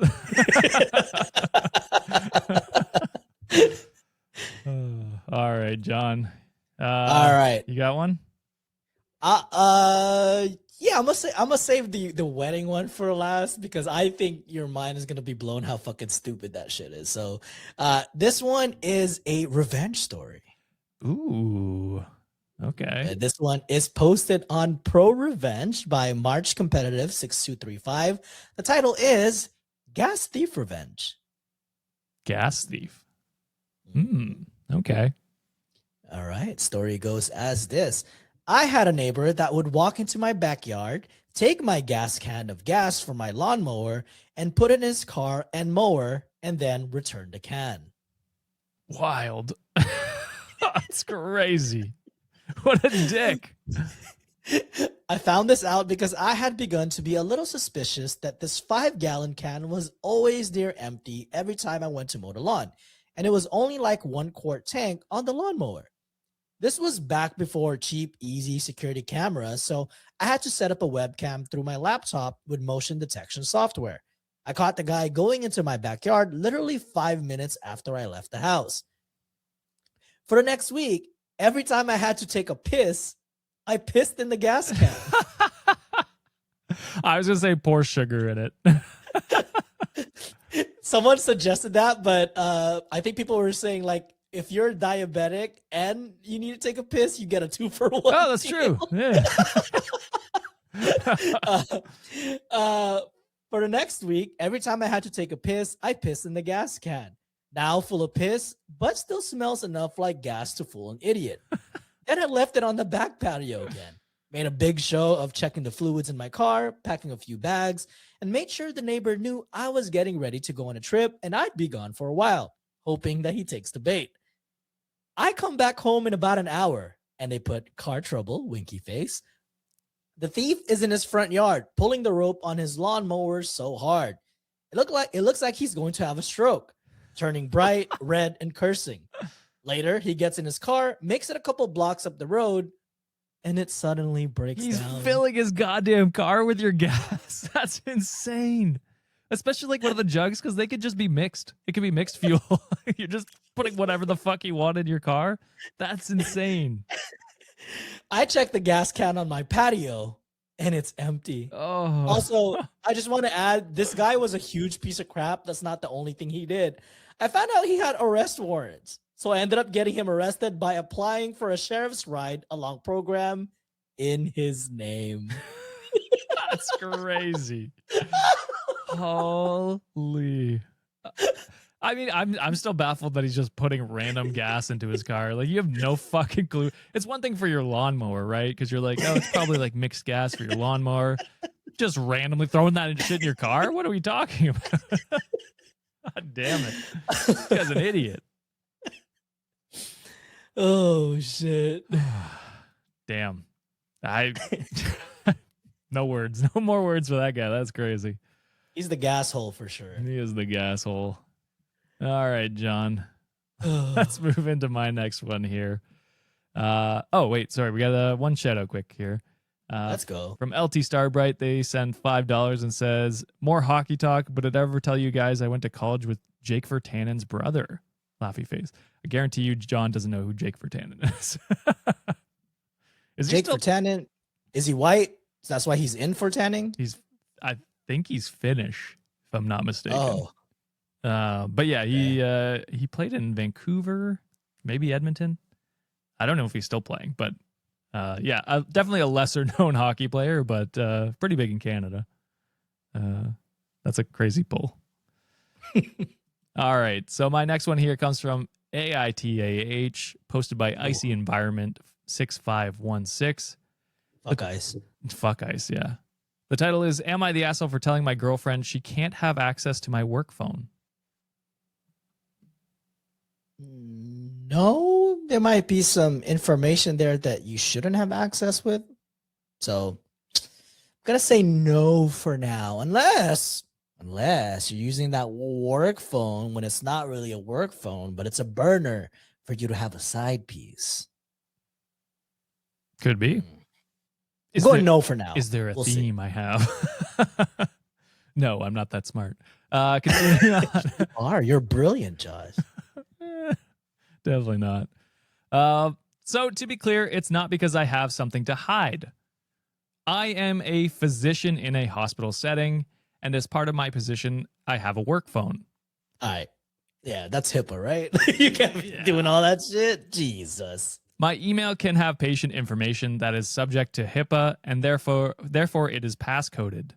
Not only do I take HIPAA seriously, but I am literally on the advisor committee at the hospital that helps to investigate HIPAA violations. So I need to be up and up. I need to be on the up and up. Anyway, a few nights ago, she was out to dinner with a friend. Somehow they got talking about my work, and the friend was asking why I have two phones. She now has her convinced that I am cheating. My girlfriend has been cheated on in the past, so it is a big trigger. She came home and asked just to look at it to put her mind at ease, and I told her no. My personal phone? Go to town. My laptop? Have at it. I don't care as I have nothing to hide. But there are tons of reasons that my work phone is a no-no. But now she thinks I'm being an asshole. I don't think I am, but I also want some outside perspective from someone who doesn't live in HIPAA every day. So am I the asshole? Hell no. As a matter of fact, OP, you possibly have friends in the industry where your wife's friend can possibly get therapy, because it's a lot of projection that friend is doing. Yeah. You know what I'm saying? Saying like you might possibly be cheating because it possibly happened to her. Boo-boo, that's not his fault. No. Go get some help for that. It seemed like they have a healthy relationship going forward. I'm pretty sure the wife knows that her husband is a physician. This is what he deals with on a daily basis. So why are you projecting insecurities on others' relationship? So I would talk to OP friend and just be like, can I get a referral for a therapist? Because I like to project my shit on other people. Yeah, as chat's saying, that's not a friend. And it's not. A friend doesn't use your past trauma to indicate that unless they have, hard proof that they are cheating. Otherwise, you're just speculating on someone who, hasn't done anything yet. You know what I mean? So that's insane. Yeah, your friend is a hypocrite. That's what she is. I like that. Yeah. Reddit team, not the asshole. And my friends call me Epic said, I don't live in HIPAA every day, but I also know that I wouldn't want my doctors or anyone's doctors, spouses / partners / girlfriends looking at my medical information. It's not that hard to understand, but again, she has PTSD from a previous trauma. She needs therapy, not to look at other people's medical information. Not the asshole. And to OP responded to that and said, I'm trying to be understanding with her trauma. He was a real douchebag, but just no. And it's like, yeah, we've talked about this before. It's like your past trauma from past relationships shouldn't be brought into, future relationships. You can, keep that stuff in the back of your head. So if you see patterns emerging from previous relationships, then for sure, use that. But she definitely needs therapy to deal with that. Otherwise, she shouldn't be in a relationship. You know what I mean? That's what I'm saying. Yeah. When I had work phones that I had, every time it would ring, Juliet was like, shouldn't you answer your phone? I'm like, nah. I'm not answering that shit. What the fuck? Send it an email. It's 5:01. I'm not answering that. I'd be just chucking that shit, but get the fuck out of here. I'm not working anymore. I don't miss corporate life. Please, guys, like and subscribe so I never have to go ever back to this shit. Good call it. Yeah. All right. My last story for today, Josh, I saved this one the best for you because I know you love wedding stories, brother. Oh, okay. So I got to combine it. Both your love for weddings and the love of Sean's favorite subreddit. Okay. All right. This one is posted by Dude, Where's My Cute Car? And from r/today I fucked up. The title is Today I Fucked Up Going to My Ex's Wedding. Oh, okay. I think I saw this one and I immediately thought it was fake. I'm gonna be honest, but it is a funny story, I think. So let's hear it, John. I'll give a shit if it's real fake. It's wild. Funny as fuck. It's wild. My ex-girlfriend invited me to her wedding. It was unexpected, but I accepted. First wrong move, buddy. That was the sentence I got to her. I was like, I don't know if this is real. It's like, I couldn't imagine going to an ex's wedding unless you're like you were friends first and then you went back to being friends. Like there's that possibility, but it just did not seem like the case. The invitation said the people who were allowed to bring a +1 were married or engaged couples. I was not engaged or married, so I went alone. I managed to couple up with another single guy at the wedding and stayed with him throughout the ceremony to avoid looking like I didn't belong. The two of us got separated at the reception because we were allocated to different tables. My table only had single people. As we got to know one another, realized we had one specific thing in common. We were all exes of the bride. This was the second thing I got to. I was like, there's no fucking way. It was a little weird, but we made a joke of it because we assumed that was the point of us being there. Fast forward to the speeches. When it was the bride's turn to speak, she asked all of her exes to stand up, which we did. She informed the audience that we were the people she dated and disappointed over the years before she discovered the love of her life, aka her husband. Crazy. Okay, going forward, I'll treat it like it's real. I'll just treat it like it's real. This is insane. I treat every story as real. To me, drama is drama. I don't give a fuck if it's real or not. Some of it's just good creative writing, you know? She wanted us to know how grateful she was to have been with all of us. But then she locked eyes with me and said, maybe not all of us. She said my name and asked me to wave at everyone. I waved like an idiot. She warned all the women at the wedding to watch out for me because I literally peed on her. The fuck? This is a Sarby story. Sarby's like, I'm bricked up listening to this shit. Whoa, go back. Whoa. Am I the ex? This was Sarby. Whoa. That would be crazy. The husband stood up at the moment and covered the microphone with his hand while he whispered something to his wife that made her look confused as fuck.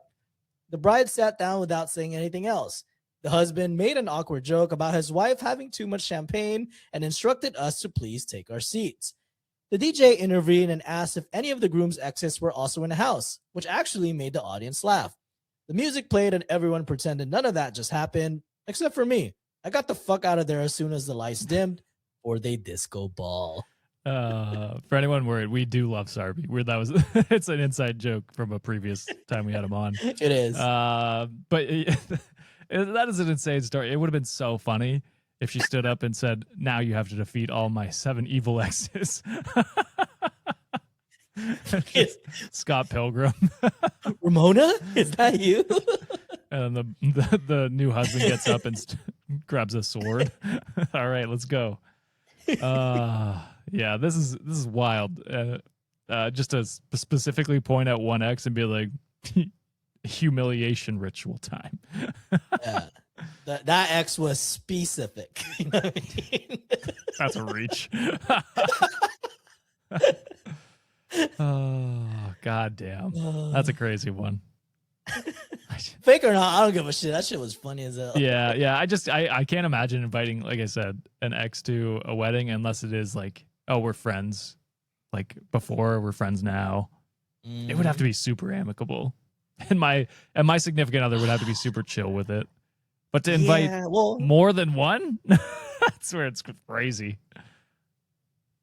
People were treating the real story, the top comment was like, "This is an annulment situation." If I was the husband, honestly, because it's like at that point, it's like, well, it seems like you're still holding on to a lot from the past. You know what I mean? Like, why are we doing this? So, anyway, all right, John. I also saved a wedding story for last. Oh, let's go. And it's posted by OK Internet 3434 on what was it originally posted on? r/wedding planning. Ooh. So the title is, "Are we accidentally hurting our friends' feelings?" Fuck your friends. All right. So me and my partner decided that we don't want maids of honors or a bridal party for our wedding. We grew up together and therefore had the exact same friend group, and our closest friend is each other. So there wasn't any other best friend for either of us to pick as a maid of honor. We decided to ask two of our close friends if they would be able to help out with some typical maid of honor duties, such as planning the bachelorette, as we're having a joint one, and throwing a few games during the wedding. Give me the title, bitch. You want me to do best man, wedding party type shit? Give me the goddamn title or I'm fucking not doing it. Yeah, that's okay. Like, you're not having a bridal party at all. So these are just people that are coming to the wedding. They're just guests. And you're just like, hey, can you do maid of honor duties? What the fuck? What are we talking Figure about? that shit out. I want the title. Give me the belt. That is a lot of work. So outside of that, we have very little expectations for them. We clarified that we were not asking them to be the maid of honors because we simply don't want any. The issue is that in the past few months, one of the friends we asked has made a lot of comments that suggest she's unhappy with the arrangement. On several occasions, she's mentioned that she's doing all the maid of honor duties, but without any of the acknowledgement that comes with the title. We once asked her if she wanted us to find someone else to do it because she seemed stressed about it, but she said firmly no. She also told us that her other friends think it's strange that she's not just a maid of honor, and that she has no title or role despite being doing a ton of work. And we kind of just freeze when she brings it up, which I know is not a good reaction. That's insane. We're planning on bringing this up with her next time we see her because it really leaves a bad taste in our mouth. But we just wanted to see some other perspectives on this first. We feel that it's not unreasonable for us to simply not want a maid of honor, but it's obvious that our friend feels negatively about this. Are we in the wrong and simply can't see it? And is it unfair for us to ask our friends to plan a bachelorette party if we're not giving the maid of honor title? Yeah, it's wrong, you piece of shit. I hope the cake that you ordered leaves a bad taste in your mouth. Hopefully the catering have some, maybe you cater somewhere from fucking Texas Roadhouse and you guys puke all over your goddamn wedding New party. car. Hopefully when you elope in your car with the can hanging out on the backside, just got married. Hopefully your driver throws up all over the goddamn limousine or some shit that you rented. Are you kidding me right now? You're asking me to do all the goddamn freaking duties of a maid of honor / best man. I can't even get the title. You want me to stress out over your happiness, but you can't even do the damn thing of inviting me to be your best man or bridal party, you piece of shit. Hopefully you guys just elope, Go to the courthouse, celebrate with you two, because it sounds like you just want to celebrate with you two. You're asking me to do all this shit? Go fuck yourself. I told you the friend can go fuck themselves. Well, no. You two married couple can go to hell and kiss all our asses. I hate you both. It's just so crazy. It's such a slap in the face to that friend being like, hey, so if we were to have a maid of honor, it would be you and we need you to do all the work. Like, what the fuck? Just give them the title. What? I don't understand the I get if you just don't want to have a bridal party, but you just don't get the things that come along with having a bridal party, like a bachelorette, you know what I mean? Like, you just don't get that stuff if you don't have them. It's just part of the deal. So yeah, crazy to me that you're just like, here's all this extra work, even though you're only a guest.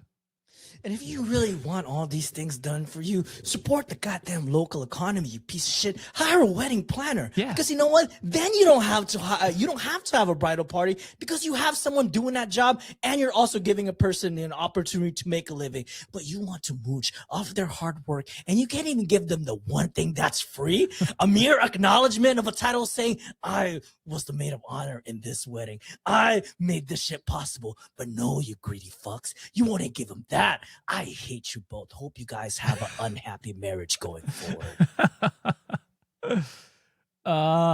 Grandpa Video said, I don't think it's unreasonable to not want a maid of honor, but I do think it's unreasonable to task people with big things like planning a bachelorette and running games if you aren't going to give them the title that goes along with those responsibilities.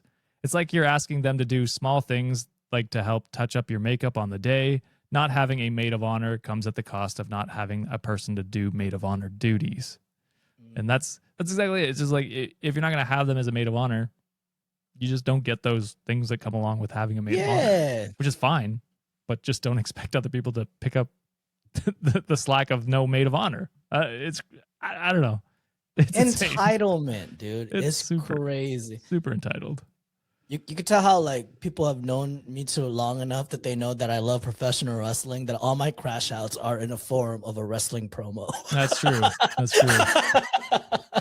Mine are a little more erratic. Yours seem like they're more intense.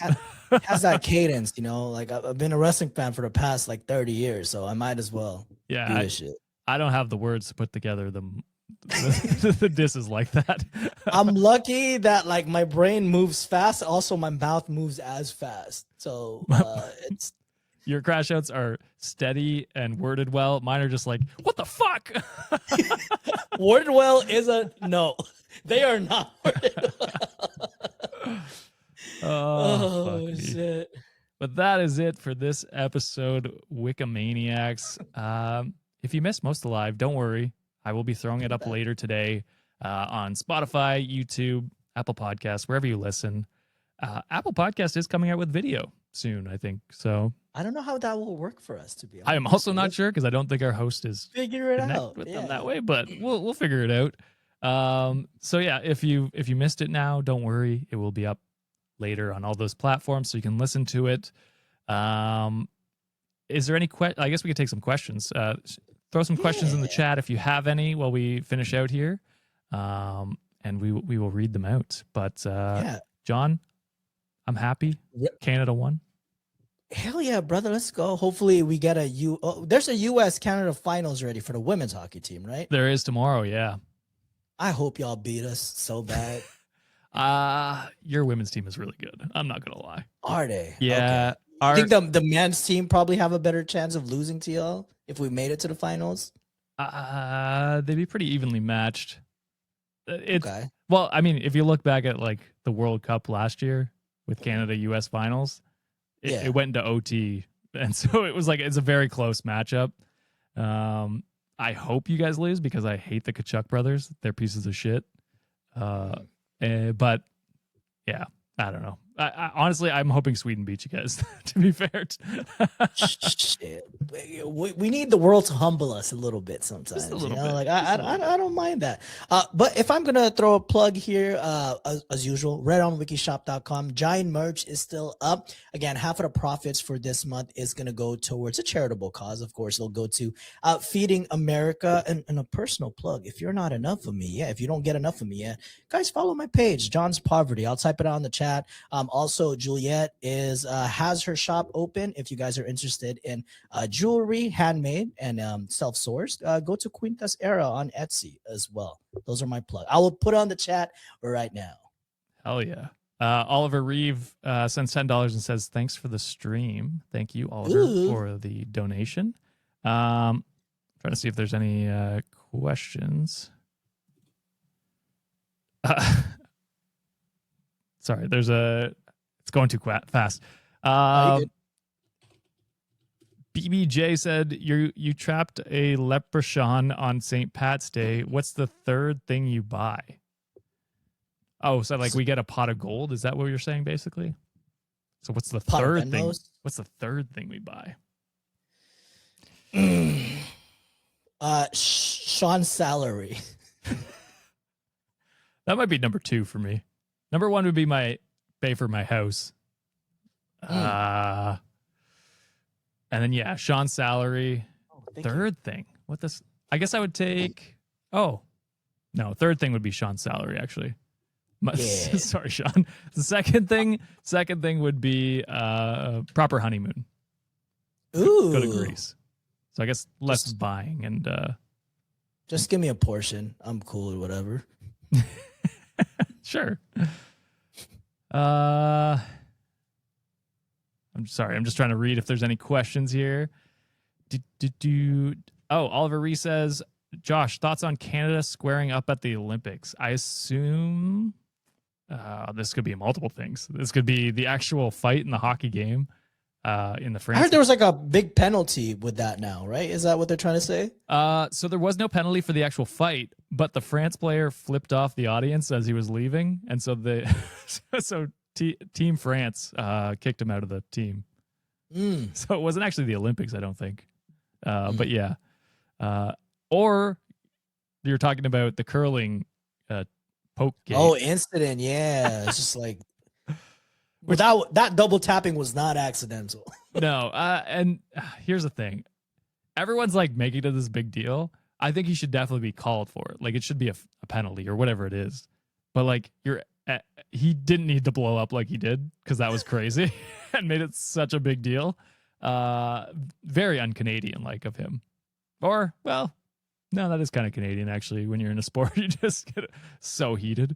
But yeah, it was crazy that was happening. But yeah, it's like just call the penalties if that's what we're gonna do. Why are we like? We should be more mad at the IHF or whatever they're called, the Olympic League for not calling it, because it's just like, yeah, if that's a penalty, call it, sure.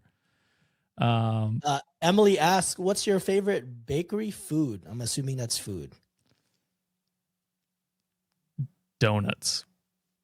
Ooh, yeah. I do like a good egg tart or was it pastel de nata? I think. Hopefully, I'm pronouncing that right. Are these like the Portuguese ones?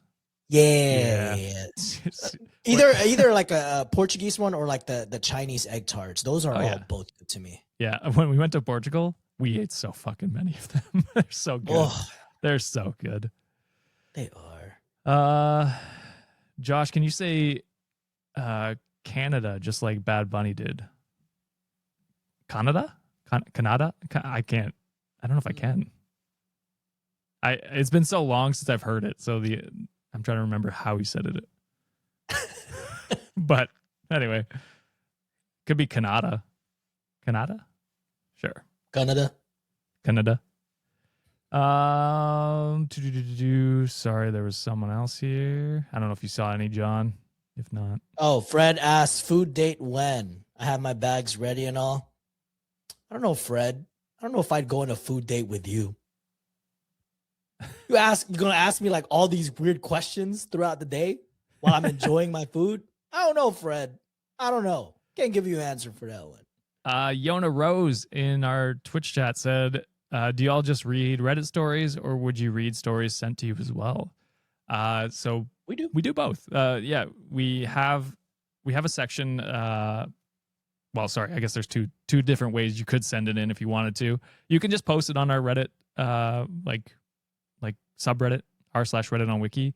You can submit it in our Discord, or there's the call-in show for the $15 tier members on Patreon, where you can actually call in or leave a voicemail with your story, and we'll read or listen to you read it to us.